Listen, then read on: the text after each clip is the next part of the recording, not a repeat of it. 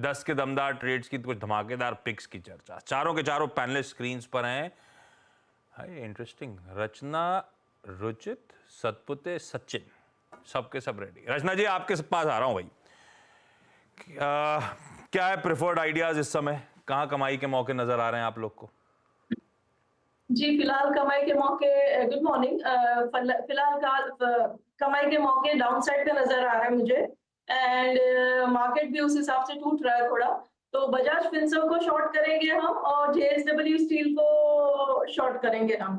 तो बजाज फिनसर्व की अगर पहले बात करी जाए तो यहाँ पे 1580 का भाव है। यहाँ पे चार्ट स्ट्रक्चर में काफ़ी वीकनेस है डेली चार्ट वगैरह पे। यहाँ से डाउन साइड पे ये 1570, 60 एंड 50 की तरफ जा सकता है।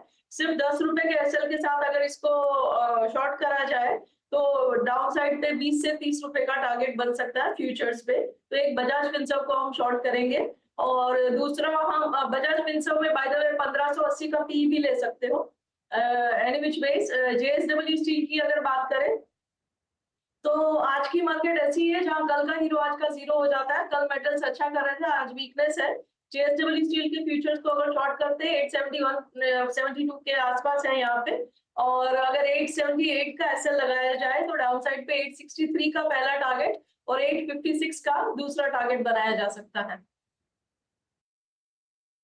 ठीक है, आइडियाज रचना जी की तरफ से दोनों, बजाज फिनसर्व और जेएसडब्ल्यू स्टील के फ्यूचर्स बेच के चलिए।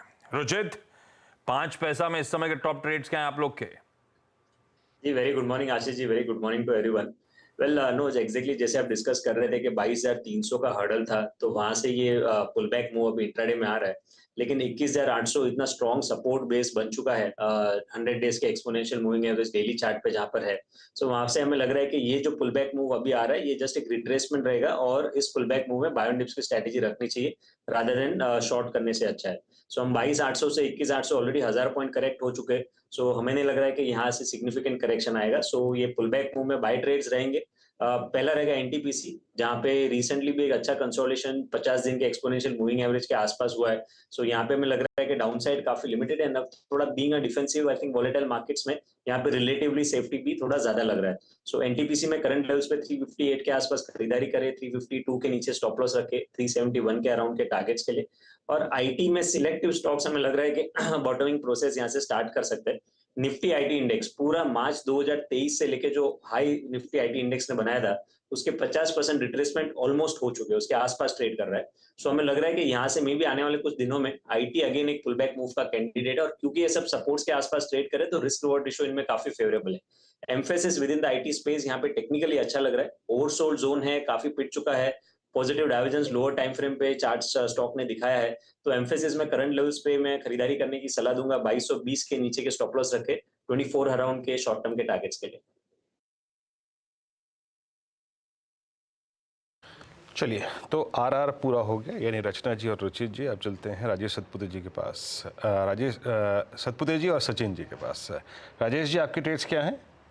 वीरेंद्र जी देखिए, नजर है कमिंस इंडिया पे। मुझे लगता है यहाँ पे एक ब्रेकआउट के बाद आज फॉलो थ्रू मिल रहा है और ये जो ब्रेकआउट था वो था 3550 का। तो 3550 का ही स्टॉप लॉस रखना पड़ेगा, थोड़ा थोड़ा ज्यादा बड़ा है, लेकिन 3550 के स्टॉप लॉस के साथ अगर आप टारगेट देखें तो मुझे लगता है 3750 से 3800 ये इसका स्विंग का टारगेट बन रहा है। एक बाय रहेगा तो एक सेल रहेगा। सेल में मेरा बर्जर पेंट रहेगा। मुझे लगता है आज यहाँ पे एक फिर से वीकनेस शुरू हुई है जिसका टारगेट कम से कम 440 का होगा। So at a level of 471, it's a sell. Stop loss होगा 488 का।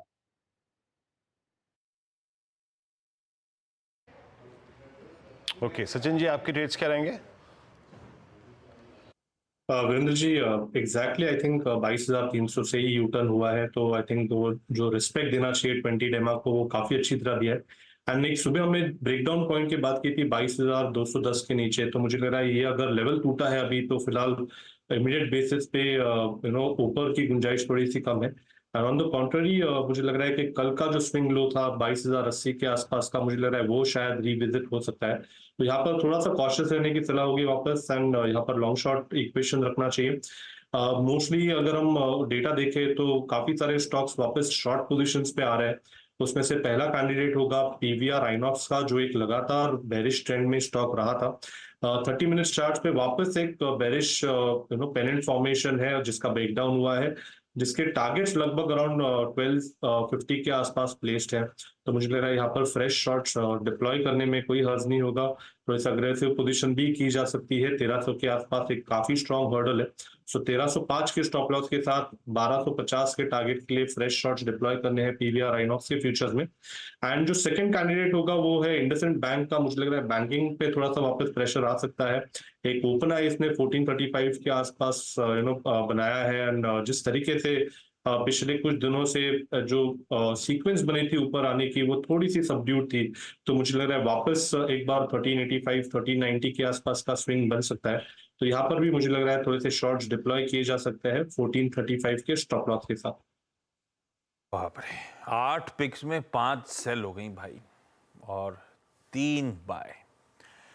बिल्कुल ठीक है। वो जो 22,305 की चर्चा हुई, वहीं से यू टर्न इस बाजार का, उसको बाई क्या कहते हैं, इज्जत, भरपूर इज्जत दी बाजार ने।